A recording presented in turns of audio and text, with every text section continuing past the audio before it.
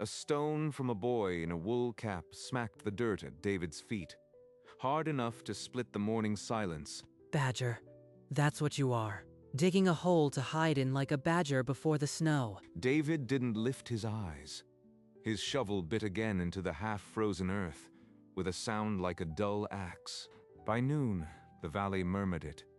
The Badger's Hole. No one used David's name anymore. Edward Ashford rode onto the claim before the afternoon shadows stretched long, his horse breathing great clouds of steam. You are defacing my land, Reeves. I'll have you served an eviction notice before the week is out. The frost line is 4 feet deep. Below that, the soil stays a steady 55 degrees. It won't freeze. 55. In a dirt hole? You'll be a frozen corpse by Christmas, and I'll still own the land. Edward wheeled his horse and rode off, but the threat lingered like frost on a window pane. Let them laugh. When the snow buries everything, they'll see what a badger knows. Joshua found David before the next shovelful, standing over a flat stone that Frostmelt had uncovered. I turned up this foundation 3 days down. It's older than any cabin in this valley, and its floor was sunk 4 feet. You are patterning your pit on a dead man's cellar? David, they already call you Badger. Why make it worse? Because whoever built that knew something the town forgot. Put your hand on the floor of my pit. Joshua knelt at the pit's bottom and pressed his palm against the dirt. No frostbite, no cold shock. Just cool, steady earth. It isn't frozen. We're a week past the first hard frost, and the ground down here is still warm. That was the moment Joshua stopped doubting. He grabbed a plank and started lining the walls without another word. One man's grave is another man's blueprint. The old one's built to survive. From the road, a knot of townsfolk watched and laughed, their voices carrying sharp in the cold air. The Badger's Hole. The Badger's Hole. Let them mock. When that wind turns bitter, they'll wish they dug a little deeper. Over the days that followed, Joshua stuck a crude thermometer into the pit floor each morning. The needle held steady. 55 degrees, never a tick lower. 4 feet down. The earth forgets winter. That's the frost line. The old ones knew it, and so do I. But Edward Ashford wasn't idle. He spoke at the trading post, the church steps, anywhere men gathered. Reeves is a fool digging his own grave. If you value your property, you'll demand he be removed before the snow seals him in. Yet after dark, a few poor settlers, men who'd lost toes to frost the year before, slipped down to peer into the warm glow of the pit. It's not magic.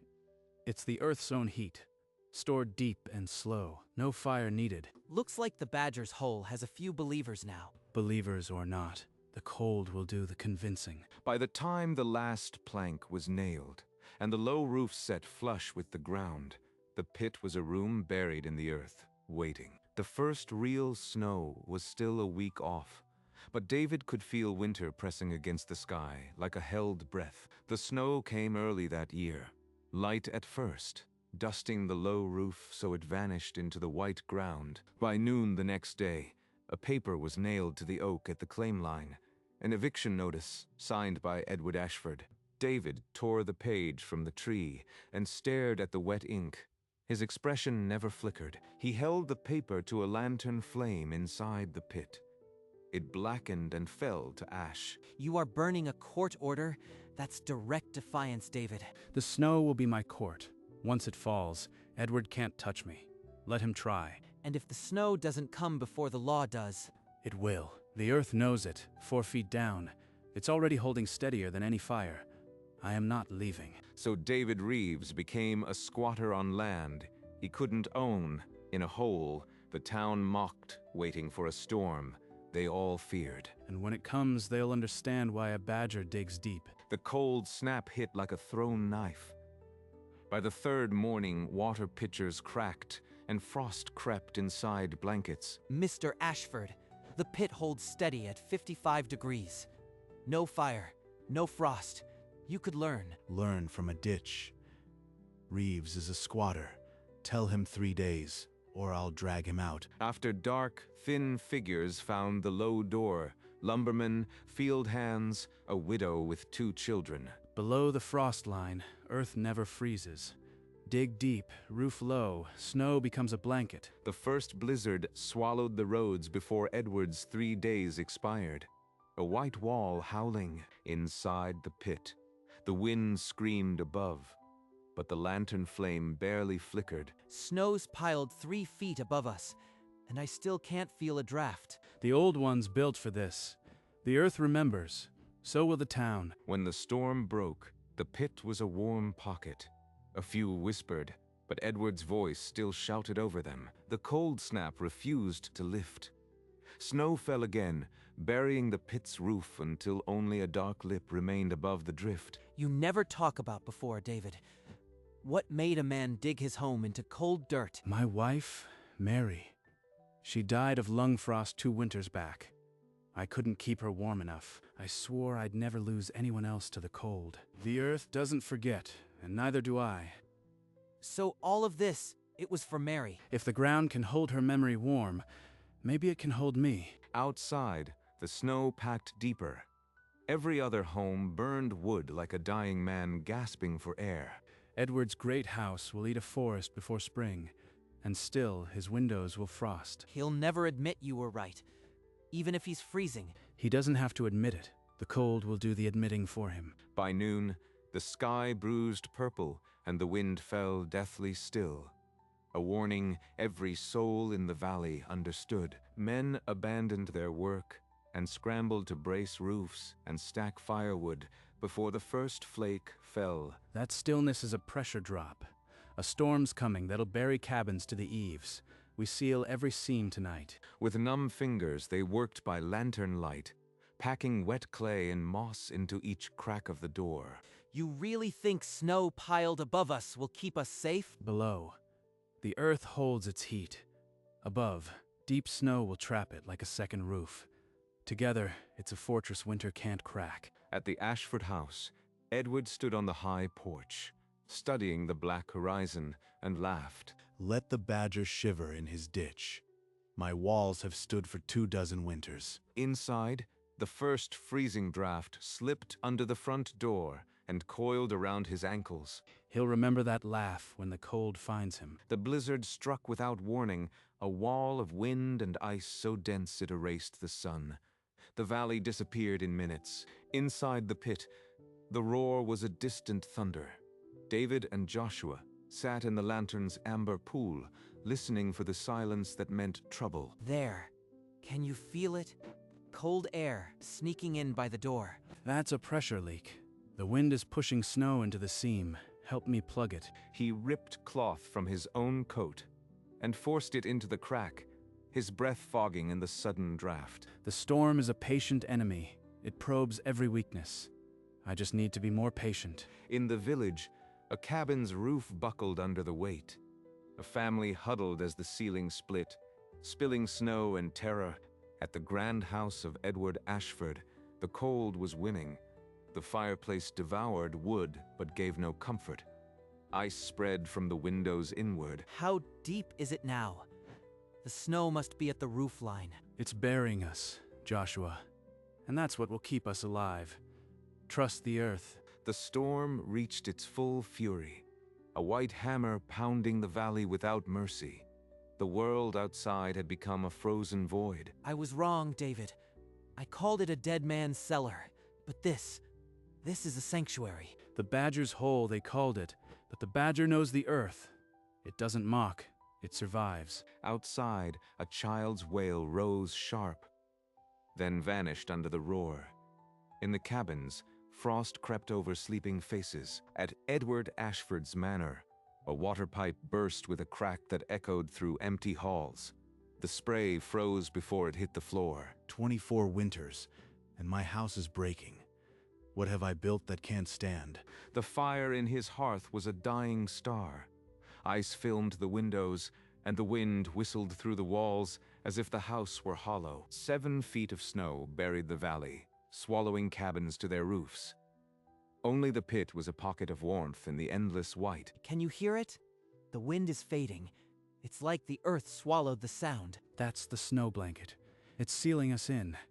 As long as the earth holds us, we're safe. The storm died with a final gasp at dawn.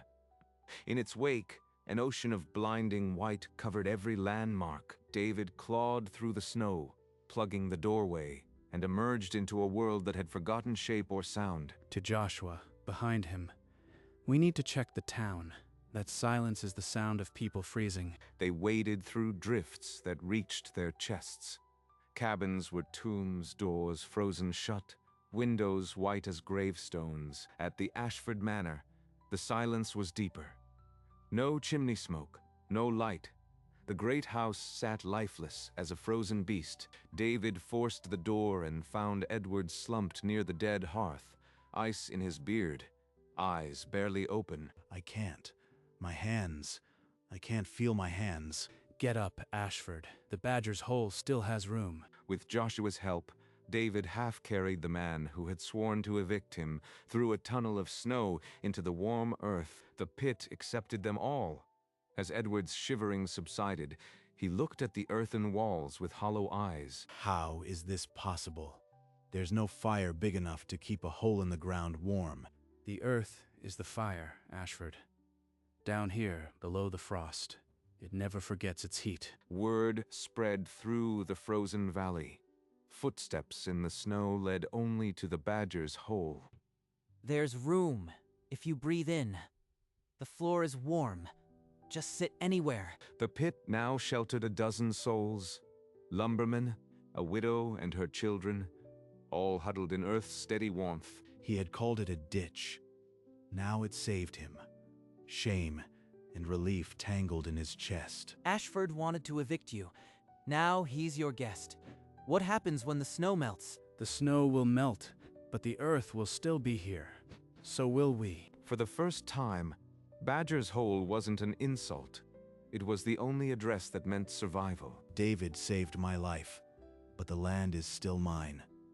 What happens when the thaw comes? In the cramped warmth, David portioned dried meat onto tin plates, his hands steady. Edward watched from a corner, still wrapped in shame and blankets.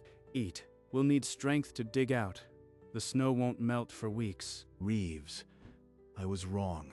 I called you a fool, but your hole saved us. It's not a hole. It's a home. A badger's hole, maybe, but a home that works. It's more than my idea.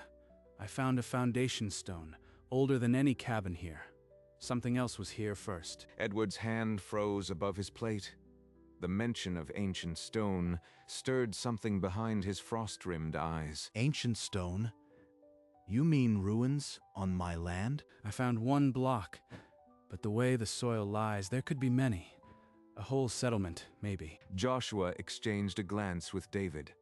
The warmth that had filled the pit suddenly felt thinner. If there's a buried village, the land's worth more than timber. I can't let a squatter claim it. When the sky cleared enough to walk, David led Edward and Joshua to the stone that had started everything, now half buried in a drift. Feel that stone, Ashford. It's set deeper than any plow could move.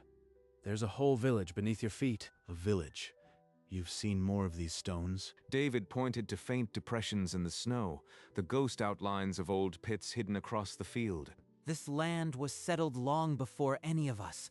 The whole valley might be dotted with ruins. Ruins mean relics. Relics mean value. This land could be worth 10 times what I thought. It's not about value. These people built to survive winters like ours. Their wisdom saved us. Forget eviction. If I clear him now, I'll never find the rest. I need him alive and digging. Greed flickered in Edward's eyes, but David saw it and turned away toward the pit that had kept them alive. He'll use the old ones to claim the land, and David won't stop him easily. As the thaw uncovered the valley, Edward called a meeting in the trading post. His voice carried the old authority, but his eyes held a new greed. The land where Reeves dug his hole contains ancient relics. It must be preserved by its rightful owner. He is a squatter no longer tolerated. Preserved? You mean exploited? You'd tear up the earth for profit and call it history. You defaced my land with your pit. Now you claim to protect it. He dug a home that saved us all. Your house couldn't even keep you warm. A murmur rippled through the crowd. The badger's hole had become a symbol. You built your house on a grave you never knew. This land holds a whole vanished village. I won't let you bury it again. Then the law will decide. I'll have you and your badger's den off my land by week's end. Let him try. The earth will be my witness, and these people my jury. The confrontation left the town divided. Some saw greed, others saw law. Only the pit held steady, waiting. Days later, David led Joshua and a handful of others across the thawing field. The retreating snow had unveiled dark circles, dozens of ancient pits, like a ghost village sketched in the mud. Do you see them, Joshua?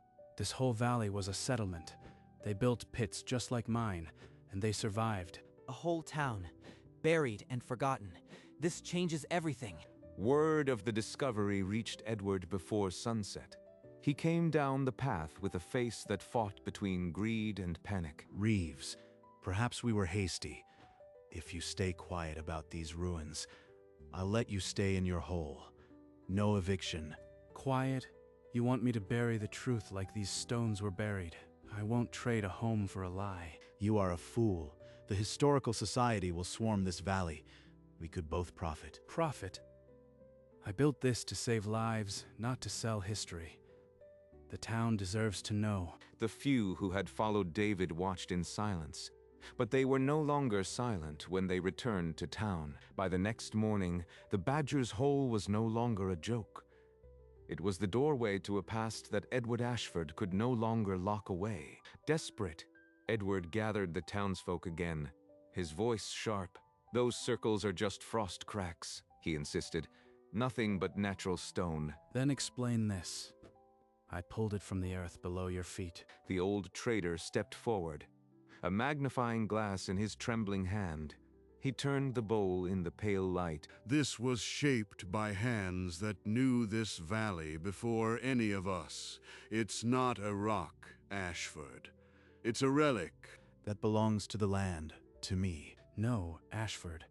This land belongs to its story, and this bowl is proof. The sheriff, who had been watching with crossed arms, looked uncertain. The law was clear. Edward owned the soil, but truth was tearing through his authority. I am giving this bowl to the people of this valley. Not to sell, to remember. The old trader accepted it, and a murmur rose, not laughter this time, but a murmur that felt like justice. The truth doesn't care about deeds, Edward. And neither will history. Spring swept through the valley, softening the drifts until the pit's low roof bloomed green with new grass and tiny mountain flowers. David stood in its open doorway. The shelter that had saved them would remain, a monument to the old one's wisdom. But Edward appeared once more on the path, his fine coat dusty now, a leather purse heavy in his fist. $500, Reeves, for the pit and anything buried under it. Take it and leave like a rich man. Money can't buy what the earth remembers. The pit stays, and the truth stays with it. Edward's face cracked. Pride, shame, and the cold knowledge that he had been bested by a man with nothing but a hole. He turned down the road without a word, his shadow stretching long behind him, a landlord with no land worth defending anymore. The town watched in silence. No one shouted Badger. They saw only a neighbor who had dug a home into the heart of the world. They finally see what you built. Not a hole, a foundation. It always was. The old ones showed me. Now the valley can learn what the earth never forgot. In the months that followed, the valley told and retold the tale of the 7-foot snow. Travelers came to see the pit that had refused to freeze. Every surface cabin in the valley had cracked under the weight. Roof split, ice burst pipes, families huddled in frost. Only the badger's hole held steady. At 55 degrees, the earth below the frost line never wavered. The snow blanket above trapped the warmth, sealing the shelter like a hibernating animal's den. David often stood by the doorway, his beard frosted, telling them the simple truth. The cold didn't break him, because the cold couldn't reach him. Down there, winter is just sound. The earth swallows the storm and gives back silence. Edward's grand house became a monument to failure, a frozen tomb. No one walked its halls until the thaw. The town finally understood. They had mocked the badger, but the badger had survived where they perished. It wasn't luck. It was watching the old ones and letting the earth do its work. And so the badger's hole became a name spoken with respect. Not a joke, but a lesson carved in mud and wood. The valley had seen the worst winter in memory, and only the man who dug deep walked out unscathed. After the thaw, David led the whole town across the greening field, where dozens of dark rings now stood plain as a map of a forgotten people. These circles, they're floors of homes buried long before Edward's ancestors drew breath. Winter never touched them. We walked over them every day and never saw. Your pit opened our eyes, David. My pit is a copy of theirs. 4 feet deep, roof low. They knew the earth's secret, and I just followed their blueprint. Edward Ashford's grand house sat exactly over the densest cluster of ruins. He had built his empire on a grave he never knew. Shards of pottery and carved bones spilled from the thawing earth, each piece whispering the same truth. This valley was alive long before iron or deed. From the ridge, the valley showed its true face, a village of the dead, and one living pit standing as its youngest heir. The townsfolk stood in silence, understanding for the first time that the badger's hole was a key, not a joke. They survived the same storms we did. Now their home is our school. The earth never forgot, and neither will we. And so the badger's hole became not a shelter alone, but a bridge across centuries, a reminder that wisdom sleeps beneath every frozen step. Within a week, the valley organized a proper excavation. Men and women who once mocked the badger volunteered their shovels. I'll provide the timber for a proper museum. Let my house serve the truth, not hide it. We'll accept your help, Ashford. Not for you. For the people who built this valley first. That's the difference. You are not squaring a debt. You are building a legacy. They raised a simple wooden sign beside the low door. The Badger's Hole, built by David Reeves, 18. The name now worn with pride. Families came to peer into the warm earthen room that had defied the 7-foot snow. David did not seek honor, but honor found him. The old trader called him the valley's memory keeper. It wasn't me. It was them, the ones who dug before any of us knew this land. And so the Badger's Hole became a monument, a classroom, and a mirror showing every visitor what the earth still teaches those who listen. The mocking had ended. In its place, reverence for a man who dug deep, and for the ancient hands that had shown him how. In the warm quiet of a late spring evening, David sat on an old stump outside his earthen home. The world was no longer frozen. I remember when they called it a hole. They did, but it was never a hole. It was a home. It was more. It was a beginning. They looked out across the valley, where the dark circles of the ancient village now lay marked with stones, a map of a vanished people. The old ones are still here, just below the surface, waiting. And so are you. The Badger's Hole glowed faintly in the twilight, a warm breath rising from the earth. Inside, the lantern still hung, its light steady and patient, and the man who had dug deep beneath the mockery sat still. And finally, he was home. Time passed, and the pit remained unchanged.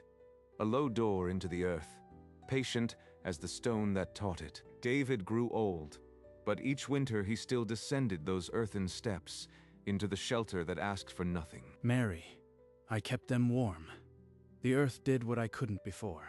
The Badger's Hole became a landmark on handmade maps, a place where travelers learned that deep is safe. In the valley, no new cabin broke ground without a deep foundation. The frost line was no longer a mystery. The ancient village was catalogued, its relics sent to museums, but its spirit stayed rooted in the soil that saved them. Edward's mansion became a historical society, its halls filled with artifacts instead of pride. David never claimed ownership, only stewardship. He would say, if asked, "We're all just passing through." the earth remembers longer, and so the badger's hole remained a warm, humble door into the heart of the world, and the man who dug deep had taught them all. Mockery freezes, but wisdom, buried below, never does.